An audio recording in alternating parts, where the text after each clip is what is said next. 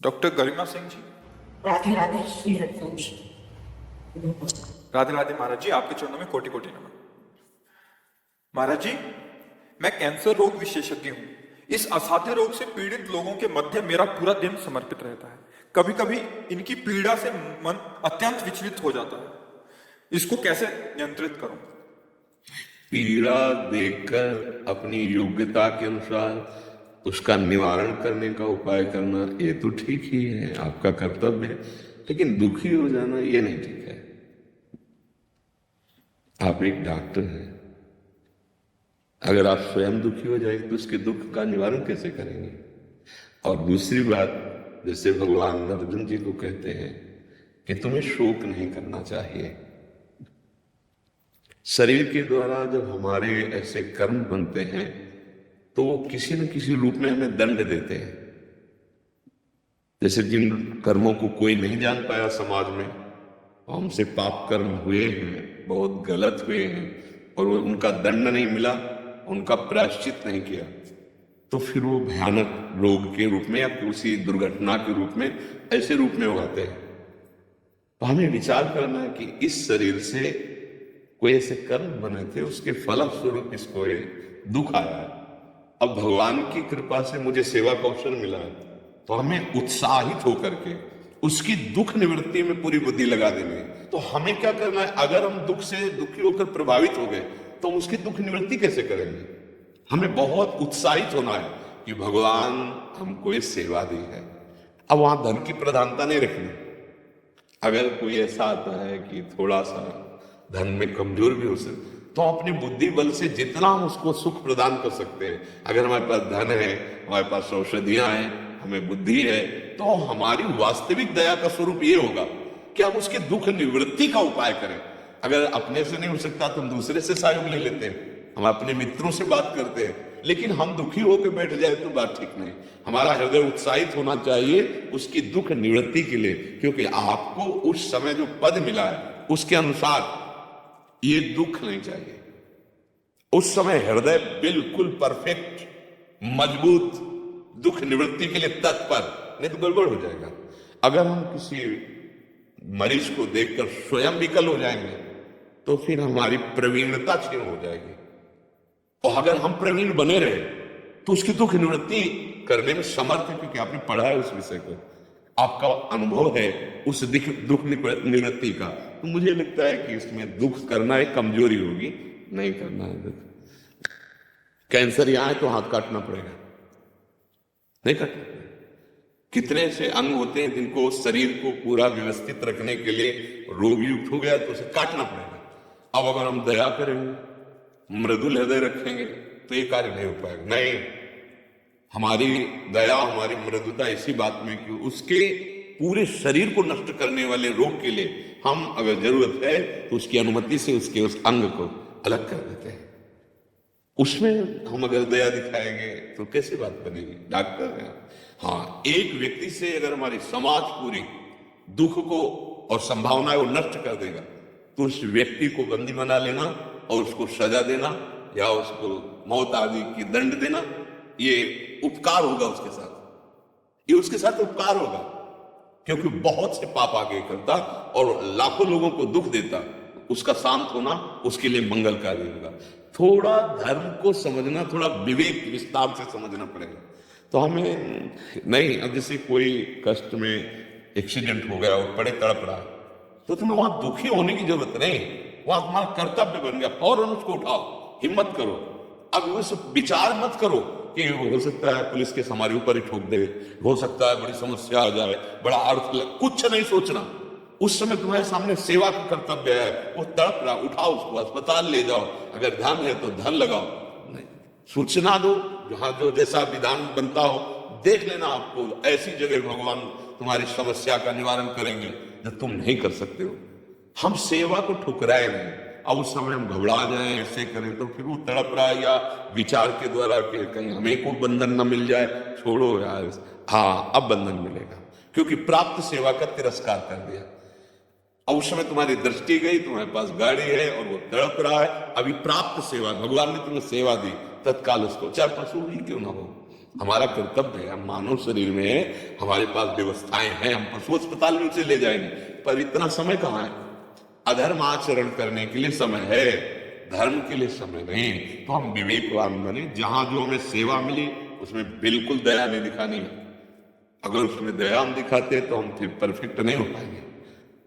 उत्तम डॉक्टर वही अपनी प्रवीणता, अपने हृदय को शासन में रखना पड़ेगा। अगर दया में बह गया, संबंध में बह गया तो नहीं कर पाएगा। हमको वो कार्य करना है, बस ये बात समझना है। वह असली दया यही होगी कि उसके रोग निवारण के लिए पूरी योग्यता लगा दी जाए, उसके अर्थ की तरफ न देखा जाए, उसके सहयोगियों की तरफ न देखा जाए, उस मरीज के स्वभाव की तरफ न देखा जाए, अपने ही तरफ देखा जाए और उसका मंगल किया जाए। किसका प्रश्न था? कोई संशय? बहुत बढ़िया अवसर है। मंत्र न चले नाम चला लो, नाम न चले तो चतुरासी ही गुनगुनाने लगो। बिल्कुल अवसर मत दो। जैसे दुश्मन नीचे गिर पड़ा है, आप ऊपर चढ़े हो, अब उसको ऊपर आने का अवसर मत दो।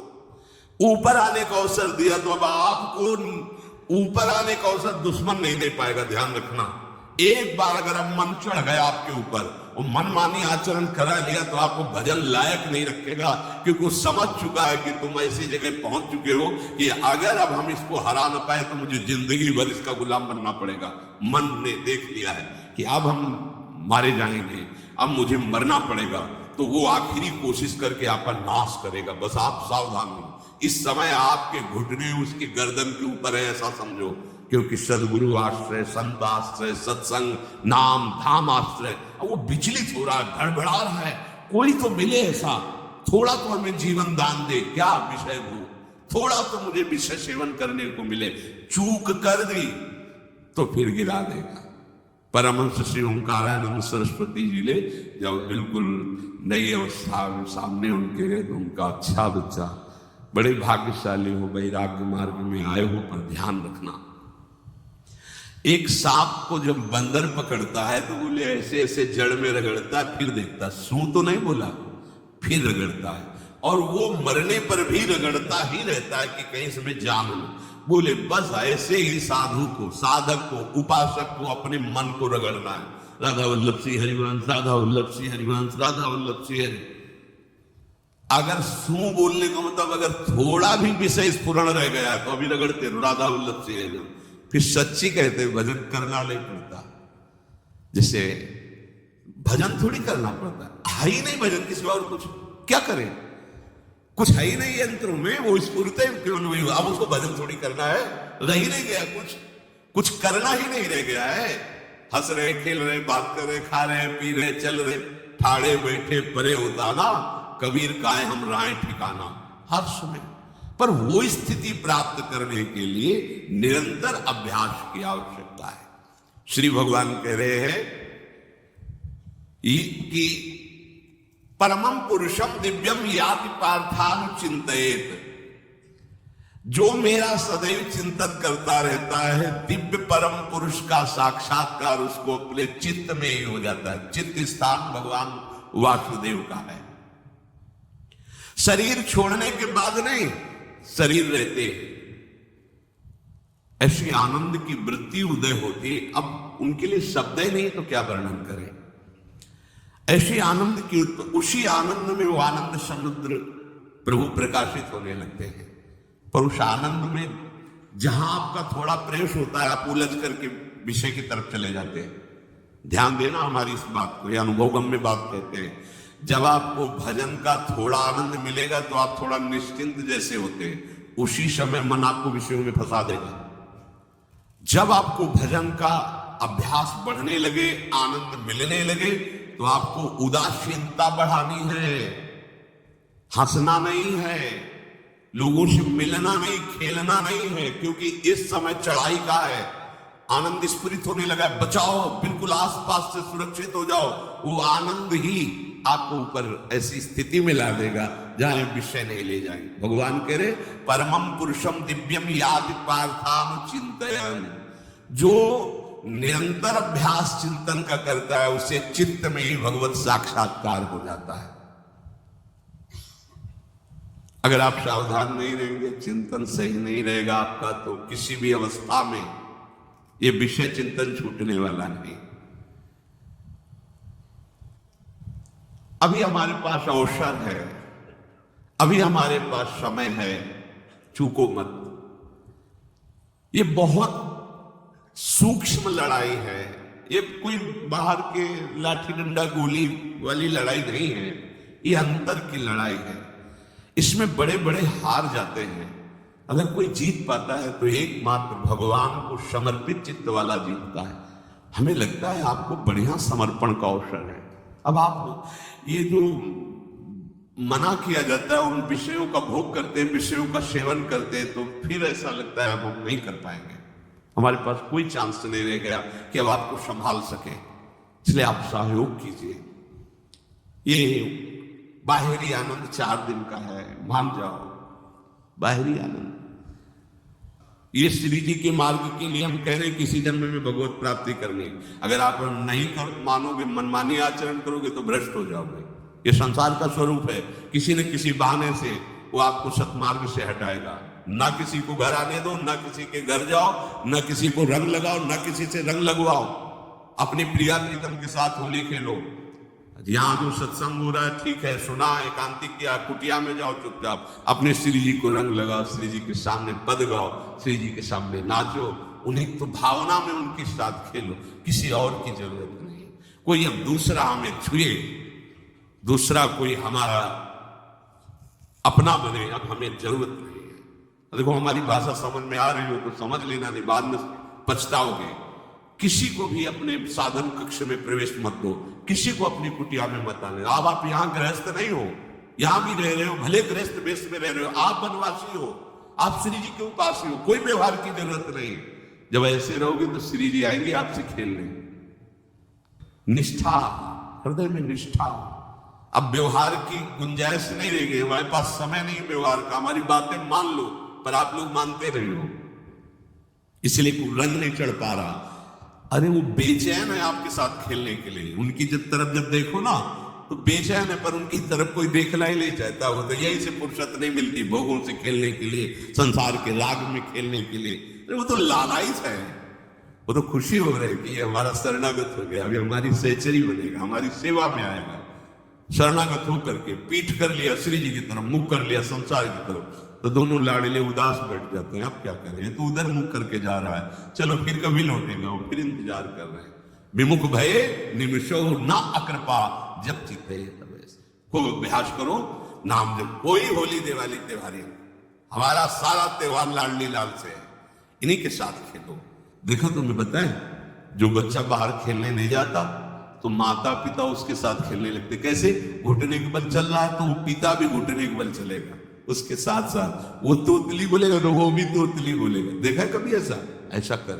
तो ये हमारे स्वामी भी जब देखेंगे कि अरे ये तो किसी से राजी नहीं है, केवल हमसे खेलना चाहता है, इनके लाने का एक ही उपाय है, ध्यान रखना, अनन्य व्रत नहीं चाहिए हमें। और जैसे कल आप सुन रहे थे, पपीहा बन के रहो रे, बस यही चातक व्रत नहीं, हमें नहीं चाहिए।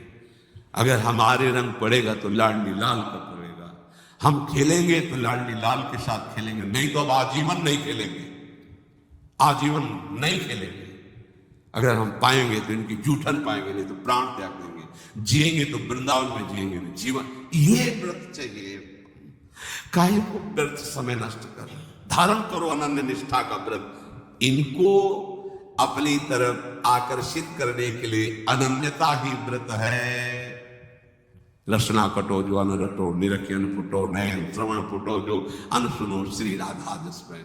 कोई भी सत्संगी कोई व्यसन न करे, अन्य किसी से संपर्क न करे, खूब पद गाओ, खूब नाचो, अपना दरवाजा कुटिया का बंद करके खूब रो, नाचो, खेलो, कूदो, उन्हीं से वो खेलने लगेंगे। उनको चैन नहीं है आपके सिवा, आप चैन से रह रहे हो। हमारे प्रिय प्रीतम आपका इंतजार कर रहे हैं, तभी आप पर है की कृपा की। ये बात अंदर की समझो, प्रिया प्रीतम अंदर से आपको बहुत प्यार करते हैं, पर हम देखते हैं कि आप प्रिया प्रीतम से प्यार नहीं करते।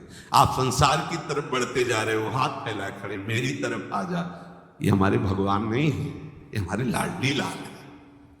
हम इनको भगवान नहीं, ये तो प्रेम के खिलौना दो, खेलत है प्रेम खेल। हमारे रसिकों ने इनको भगवान नहीं माना।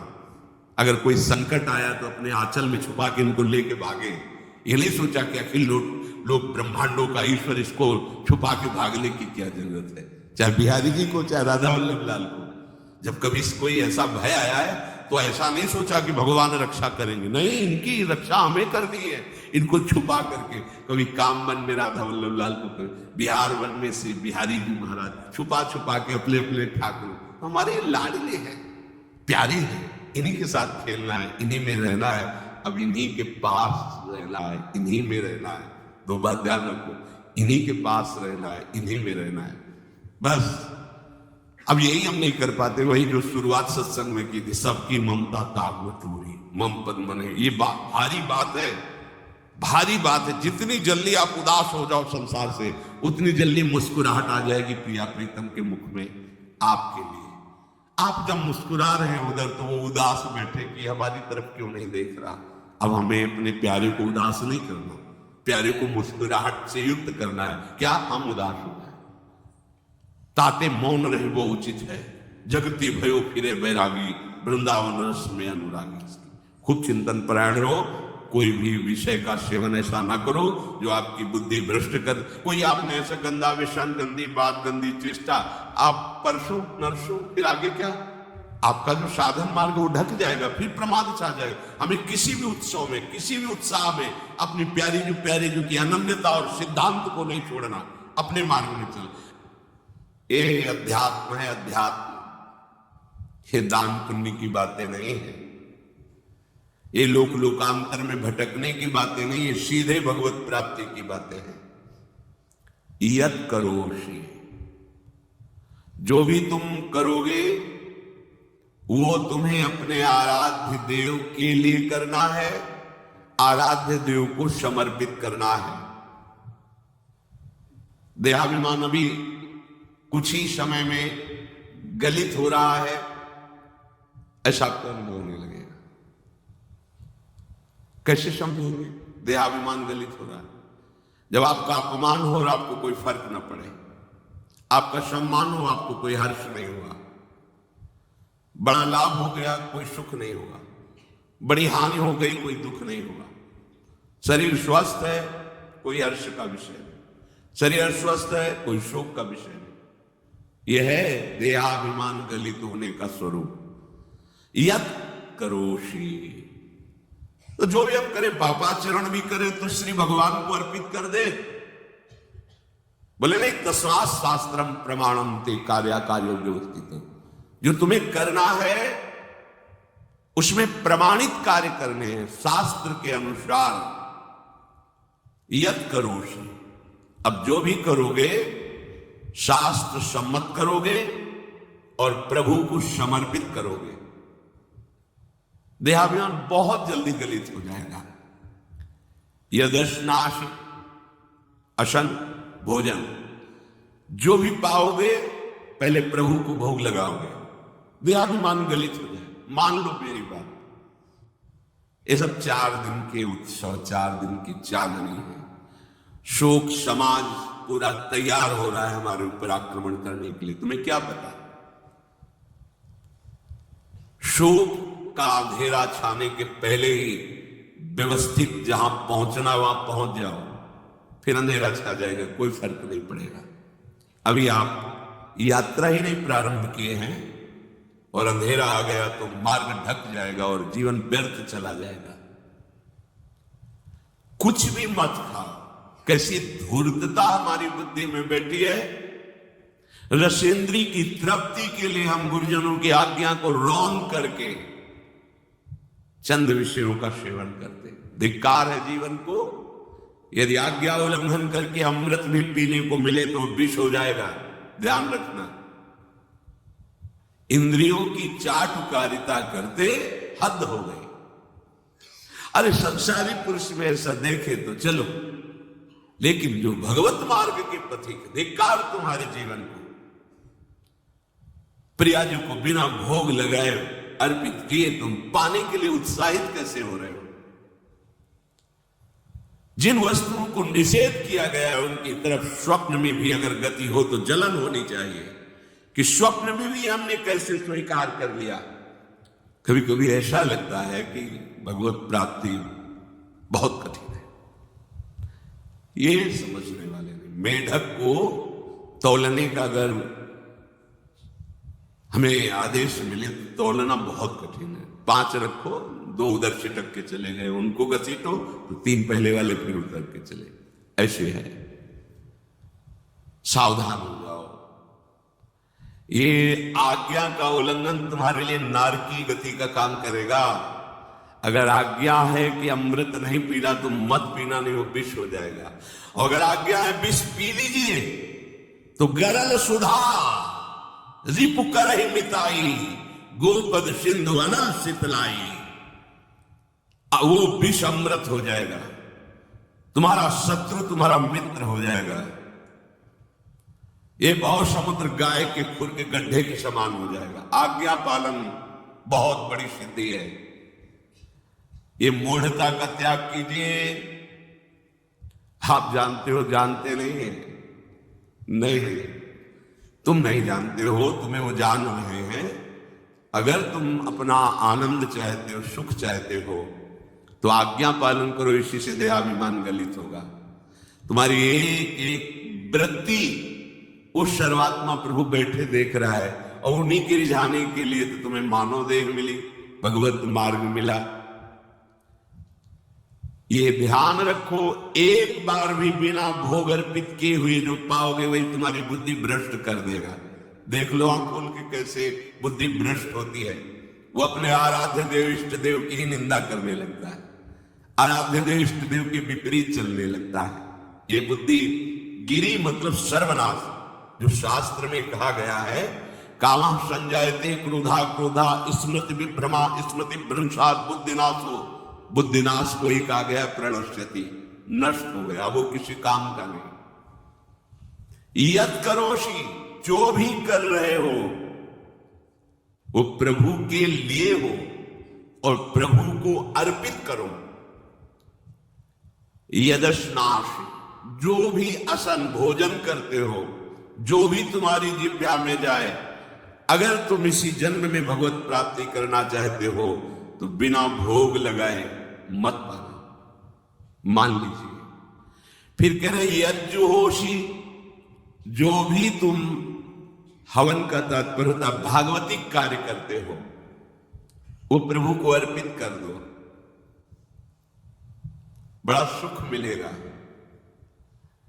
जो तुम ददाशी, किसी को भी कुछ भी देते हो प्रभु को दे दीजिए। देने के पहले उसमें भाव कीजिए, राधा वल्लभ लाल इसके हृदय मंदिर में बैठे। अब भोजन जल वस्त्र जो भी आपको उसको दिया तो उस व्यक्ति को नहीं दिया, सीधे ठाकुर जी को दिया, राधा वल्लभ लाल को दिया। यत् तपस्यासी, जो भी तुम तपस्या कर रहे हो, काम वेग को सह रहे हो, क्रोध को सह रहे हो, गर्मी सर्दी सह रहे हो, अनुकूलता प्रतिकूलता सह रहे हो, ये भी प्रभु को अर्पित कर दो। भगवान आदेश कह रहे हैं तत्पुरुष मदर्पणम। ये सब मेरे को अर्पित करने का मतलब मेरी पूर्ति नहीं हो जाएगी, तेरी पूर्ति हो जाएगी। भला ये सब नदियां समुद्र में गिरना बंद कर दे तो समुद्र घट जाएगा क्या? यद्यप समुद्र प्राकृतिक है, चिदानंद नहीं, भगवान तो चिदानंद समुद्र है। कोई भी नदी चाहे बाढ़ युक्त जाके गिरे या गिरना बंद करे, समुद्र में कोई फर्क नहीं पड़ता। इसीलिए सेवक जी ने कहा है, मांगो मन मनुष्य दास अपनी कर, पूर्ण काम सदा हृदय। हे पूर्ण काम प्रभु, यद्यपि आपको मेरी जरूरत नहीं है पर मैं अपने लिए मांग रहा हूं कि अपनी दासी बना लीजिए। मद भक्तो महेश्वरे सर्वज्ञे परम गुरु वासुदेवे समर्पित सर्वात्म भावः यत् पश्यति शृणोति स्पृशति वा सर्वमेव भगवान वासुदेवः इत्येवं गृहाविष्ट बुद्धिर मदभक्तः सन एतत् यथोक्तम सम्यक दर्शनम विज्ञाय मदभावाय मम भावो मदभावः परमात्म भावस्तस्मै परमात्म भावो युपपद्यते युज्यते घटते मोक्षम गच्छति।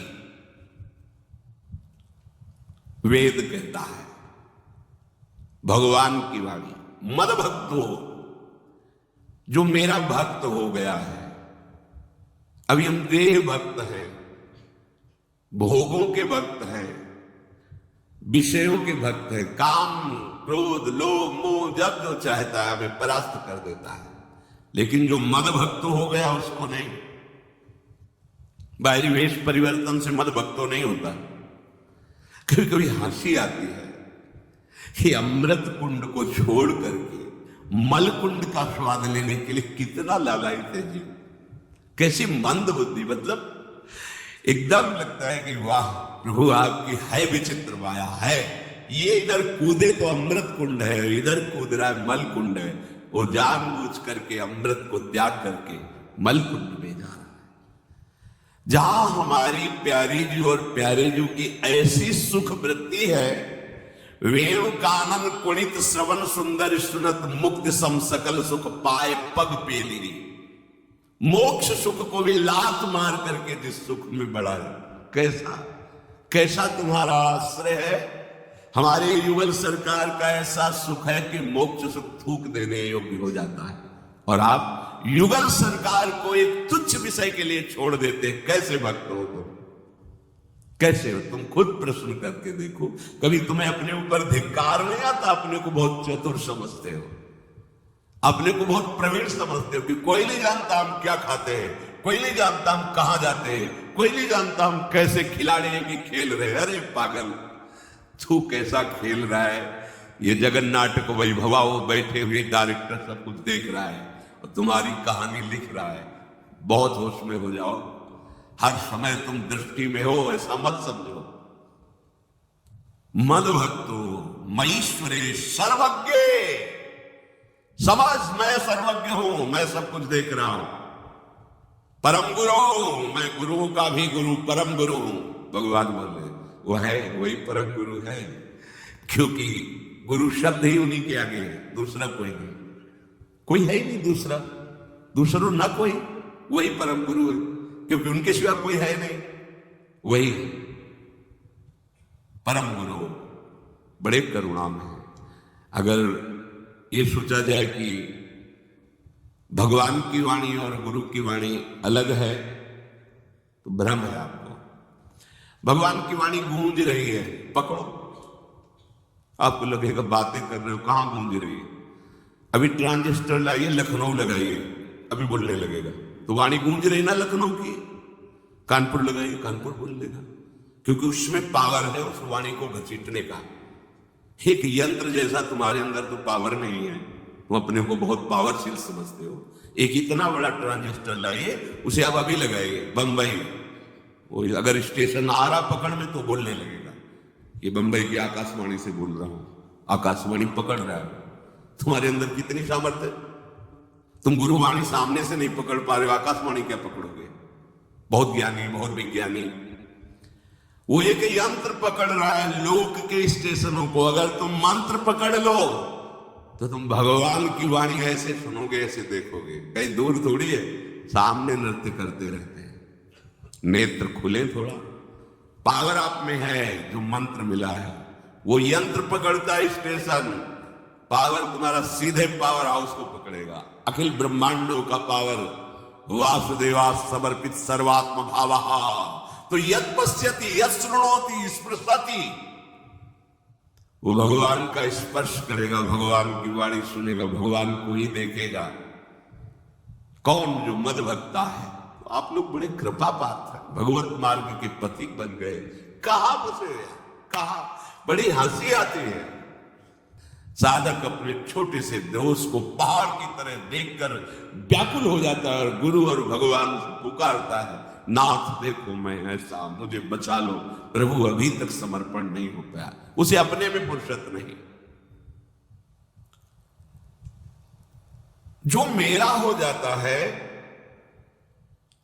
वो निरंतर मेरा चिंतन करता है, इसलिए मैं उसको सुनाई देता हूं। तुम किसका चिंतन कर रहे हो? संसार का। तो क्या सुनाई दे रहा है? संसार। तुम किसको देखना चाहते हो? संसार को। तो क्या दिखाई दे रहा है? स्त्री पुरुष दोष गुण। भगवान कह रहे मद भक्तो, जो मेरा भक्त है वो यत् पश्यति शृणोति स्पृशति। प्रभु स्पर्श में आते, केवल देखने में नहीं आते। क्या भगवान को ध्यान में देख लिया समझे? जैसे आप गले लगते ऐसे प्रभु